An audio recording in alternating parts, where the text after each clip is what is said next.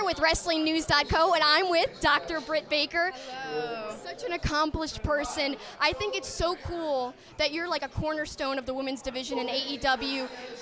Not only awesome in the ring, but so smart outside of the ring. Talk about the journey into AEW. Yeah, I mean, it's an ongoing journey. So it's the upstart of AEW was the most exciting thing of my life, but right now I'm learning more about myself as a wrestler, as a person. You know, all the stress, but all the excitement. You can't ask for anything more because you get to be the best version of yourself if you let yourself be it. So what's been the biggest challenge so far? You know, going onto a national stage, you guys are on TV now. What's been that biggest challenge for you? Just that it's such an unfamiliar world to me. I've never been on TV. I've never shot wrestling shows on live TV. So for me, you know, there's a lot that I'm still learning and getting used to. But it's so much fun, and we have so many people backstage that are helping us. People like myself who are newer to this world. So I'm extremely thankful. I think one of the coolest things you did on TV so far, the Britsburg stuff. Yeah. Talk about the gear and just being back at home and how that was. Yeah, there was a lot that went into designing that gear. Sandra, our gear seamstress, she had probably 100 texts from me about, I need this detail here. No, I'm just kidding. She's amazing. But that for me was such a full circle moment.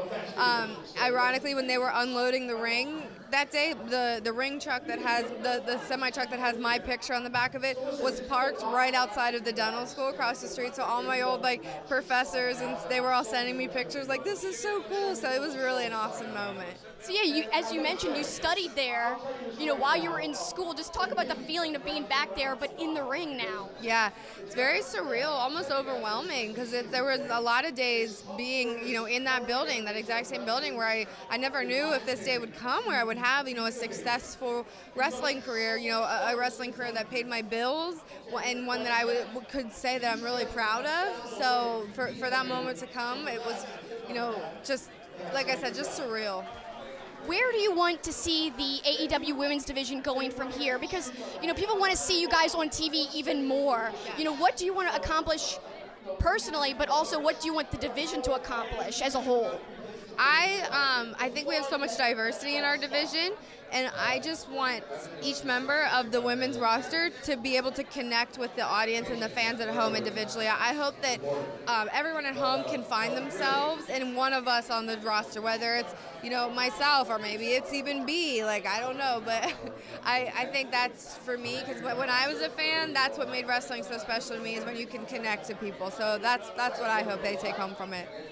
Yeah, we love seeing you on TV. I love that connection that the audience can feel when we see wrestlers in the ring, and I think you really are good at connecting with people. That's why people are so behind you. But, you know, is it difficult while you're connecting with fans and doing your traveling and being on the road to be apart from your boyfriend, Adam Cole, who's also on Wednesday nights? Is it strange? Is it weird?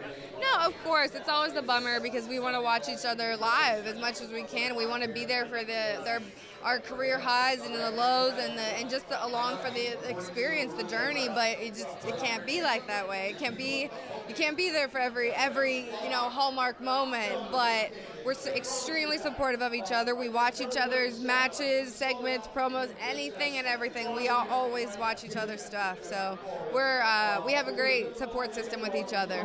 So you don't playfully get competitive, like, we're going to beat you? No, we definitely do.